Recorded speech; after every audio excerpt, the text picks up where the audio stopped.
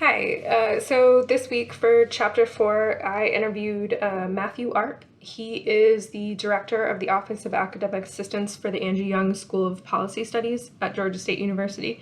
I chose to interview him because he is the supervisor of an office that is comparable to the size that mine will be eventually. Right now, I'm in a supervisor position, but I don't actually supervise anybody yet. Our department is not big enough, but eventually I'll be hiring somebody. So I chose to interview him because he'll have a lot of experience that would be comparable for me to know size-wise, but also we work together frequently, and I just kind of like his style, so I chose to interview him.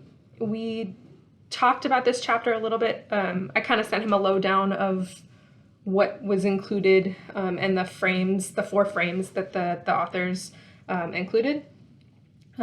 So we went through each essentially, and he kind of gave me little tidbits about his experience from each frame. So I'm just going to go over those real quick. So his take on the structural frame was interesting. His experience wasn't necessarily centered on advising. He was a graduate program coordinator for a long time and then worked his way up into the assistant director position for an advisement office, handling both undergrad and grad. And then his director left to go be a director of a larger college. He became interim director, and then was eventually hired as the permanent director.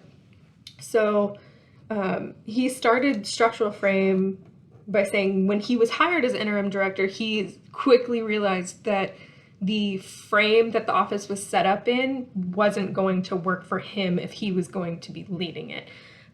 So he actually petitioned to split a couple positions and essentially restructure the entire office, which I think is great, so that it would work for both his staff and him better, which was really interesting because it's not set up like any other Office of Academic Assistance on campus.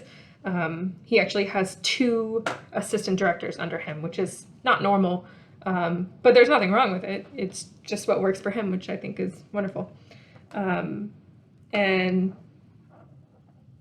human resources wise, my biggest thing, and something that was impressed on me by my previous supervisor, who I hold in high regard because she's probably the best boss I will ever have, and I probably won't ever have a better one, and I can do my best to be the best example that she has set for me, but I don't think I'll ever live up to that.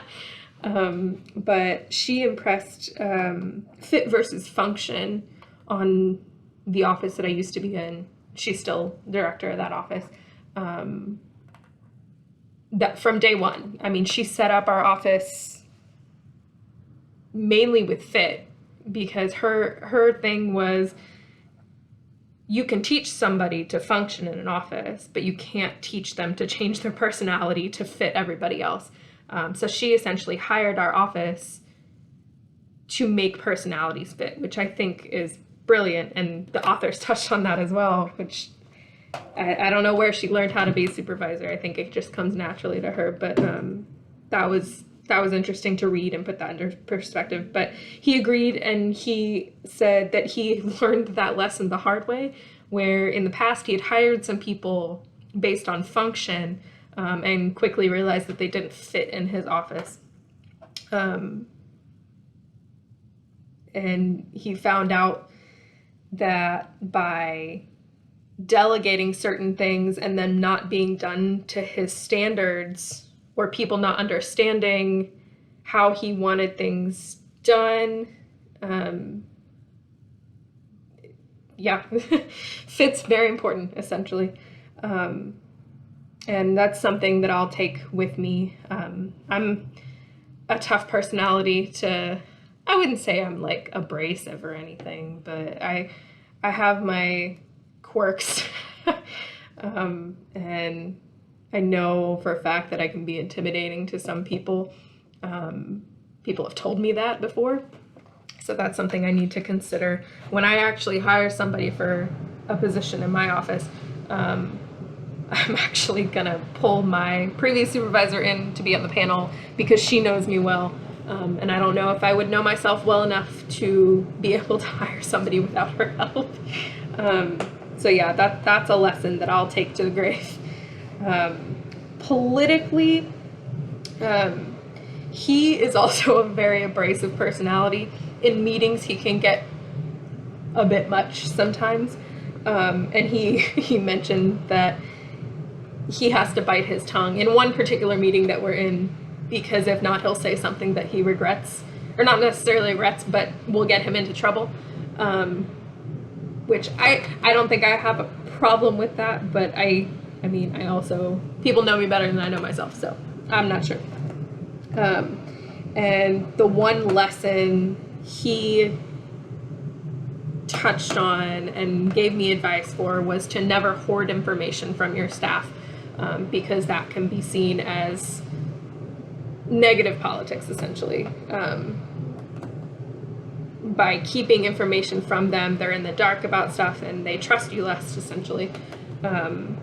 Which I agree with, because that's happened to me in the past where I didn't find things out until later, and it's stuff that we probably should have known or should have been told about, but weren't, because of power-hungry people, essentially.